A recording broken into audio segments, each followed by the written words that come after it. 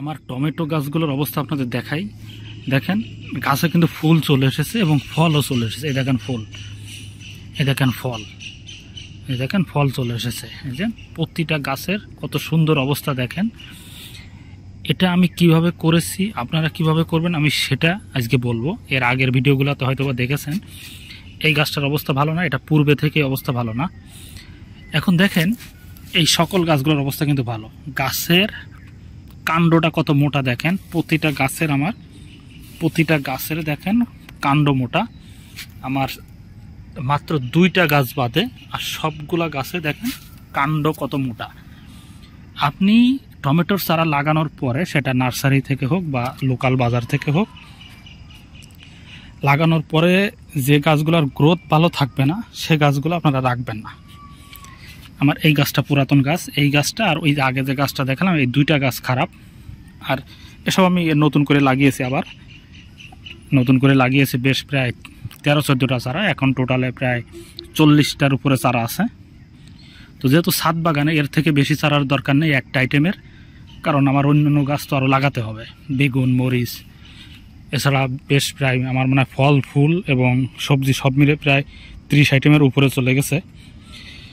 এখন বিষয়টা হচ্ছে এই যে এই গাছটা দেখেন কাণ্ডটা কত মোটা, শিকড় দেখেন ছেড়ে দিয়েছে। এখন আমার আগে মাটি ছিল এই পর্যন্ত মাটি থাকার পরে আমি গোড়ায় আবার মাটি দিয়েছি।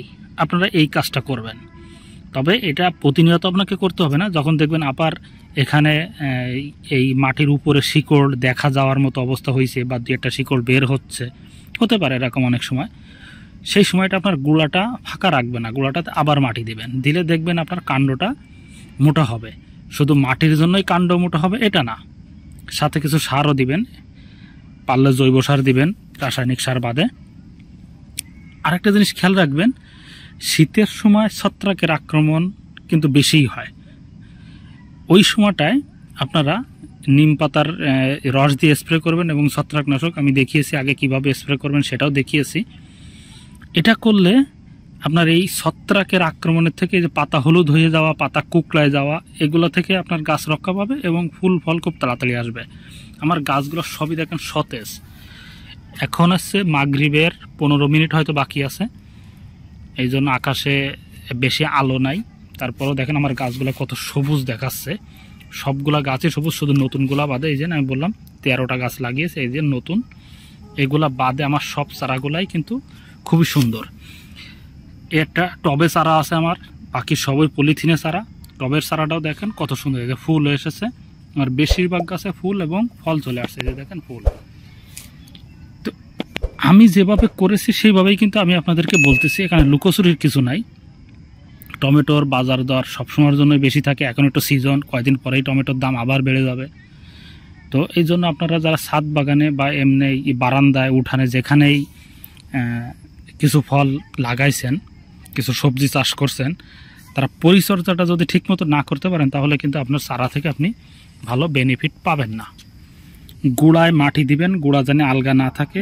মাঝে মাঝে একটু সার ওষুধ দিবেন, ওষুধটা দিবেন যখন বুঝবেন পাতাগুলো কুকড়ায় যাচ্ছে। দেখেন আমার এই পাতাগুলো কিন্তু ঠিক আছে, এই পাতাগুলো কিন্তু ঠিক আছে। আমার কয়েকটা গাছের পাতা হলুদ হয়েছিল, সেগুলো আমি দেখিয়েছি আগে, কিন্তু কুকড়ানো পাতা নেই। কুকড়ানো পাতা আছে আমার ক্যাপসিকামের পাতাটা এরকম কুকড়ানো আছে, দেখলেই বুঝবেন পাতাটা সুন্দর না।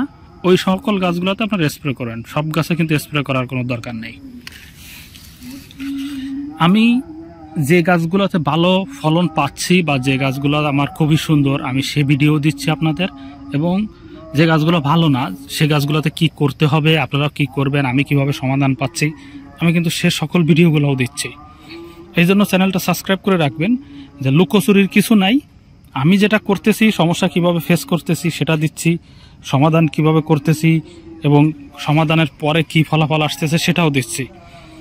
তো আপনারা কৃষি কাজের সাথে যারা জড়িত আছেন তারা তো ভালো, যারা জড়িত নাই, বুঝতে পারতেছেন যে আপনার জমি নাই, জমির জন্য করতে পারতেছেন না, এরকম যারা মনে করতেছেন, তারা বারান্দায়, ছাদে, উঠানে, যেখানে জায়গা পান সেখানে একটু করবেন। দেখেন আমি কয়েকদিন আগে শায়েখ আহমদুল্লাহরে চেনে না এমন হয়তো বা কেউ নাই, ওনার একটা ভিডিও ওনার ওয়াজের এবং প্রশ্ন উত্তর পর্বের ভিডিও আমি প্রতিনিয়ত দেখি। উনি একজন ভালো আলেম, বাংলাদেশের একজন সুনামধন্য আলেম। তো উনি নিজে হাতে কৃষি কাজ করে, ওনার সাথে আরও লোকজন আছে, দেখলাম আমি ভিডিওটা, নিজে হাতেও করে। সকালে নাকি উনি সময় দেন, দেখলাম উনি নিজে কাজ করতেছে, আমি সেটাও দেখলাম। দেখি আমার কাছে খুবই ভালো লাগছে যে উনি এত ব্যস্ত একজন লোক, উনি এত ব্যস্ত হওয়ার পরে উনি যদি সময় দিতে পারে তাহলে আমরা কেন পারবো না। তো সেই উদ্যোগটা দেখে আমার আরও ভালো লাগছে, ওনার এই ইটা দেখে আমার আরও ভালো লাগছে। এজন্য আপনারা যেখানেই জায়গা পান সেখানেই করবেন। 1টা 2টা 5টা গাছ যা পারেন তাই লাগাবেন। নিজের হাতে লাগানো ফল খেতে যে একটা স্বাদ পাবেন, বাজার থেকে কিনে সেই তৃপ্তিটা আপনি পাবেন না। এই জন্য আপনারা এটা করবেন। আর আমার চ্যানেলটা সাবস্ক্রাইব করে রাখবেন, কারণ হচ্ছে আমি তো প্রতিনিয়ত আপডেট দিচ্ছি কিভাবে কি করতে হবে কি হবে না। কারণ আপনি ইউটিউবে যে ভিডিওগুলো পাবেন, ভিডিওগুলো খারাপ সেটা আমি বলতেছি না, কারণ সেখান থেকে আমিও দেখি, কিন্তু ওখানে অনেক ভিডিও আছে যে লুকোচুরি করে শুধু ভালোটাই প্রকাশ করে, খারাপটা তারা আসলে প্রকাশ করেন। আমরা যারা নতুন কৃষি আছি, 2-5 বছর কৃষির সাথে জড়িত আছি, বা পূর্বে কখনো ছিলাম, মাঝখান দিয়ে কৃষি বাদ দিয়ে দিয়েছি, এখন নতুন করে আবার 2-5টা চারার জন্য যখনই লাগাই তখন দেখা যায় চারাটা হলুদ হয়ে মারা যায়, ছত্রাকে আক্রমণ করে, পাতা কুকড়ায় যায়, পিঁপড়ায় ধরে। তখন আমরা এটা সমাধান করতে পারি না, তখন আমাদের আর সেই কৃষির প্রতি মনোযোগ থাকে না। শুধু একটু টাকা খরচ করে, সময় ব্যয় করে আমরা যে কাজটা করি সেটা দেখা যায় পরে আমাদের বাদই দেওয়া লাগে। তো এই জন্য বলবো যে আপনার আমার নতুন চ্যানেল হলেও চ্যানেলটা সাবস্ক্রাইব করে রাখবেন, চ্যানেলটা ঘুরে আসবেন, যে ভিডিওগুলো পাবেন দেখবেন, যাতে আপনি আরও উদ্বুদ্ধ হবেন কৃষির প্রতি।